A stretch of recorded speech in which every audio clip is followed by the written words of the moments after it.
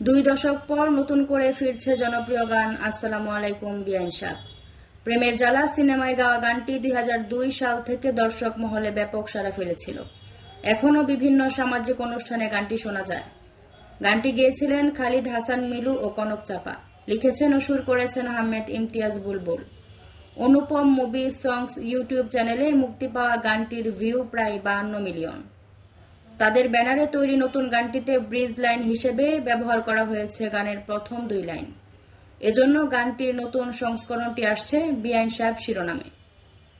গানটির নতুন ভার্সনে কণ্ঠ দিয়েছেন সৈয়দ অমি ও দিলশাদ নাহার কণা। গানের কথা লিখেছেন স্নেহাশিস ঘোষ, সুর করেছেন সৈয়দ অমি এবং সঙ্গীত আয়োজনে আছেন এন ফরহাদ। গীতিকার স্নেহাশিস ঘোষ বলেন, আগের গানটির জনপ্রিয়তা মাথায় রেখে গানটি সম্পূর্ণ নতুন করে লেখা হয়েছে। আগের গানের 2 লাইন রাখা হয়েছে কোরাস অংশে। পুজো উপলক্ষে বড় আয়োজনে তৈরি হচ্ছে গানটি।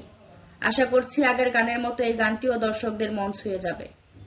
গানটিতে কণ্ঠ দেওয়ার পাশাপাশি মিউজিক ভিডিওতেও মডেল হয়েছেন সৈয়দ অমি, সঙ্গে আছেন তার স্ত্রী চিত্রনায়িকা আঁচল আখি।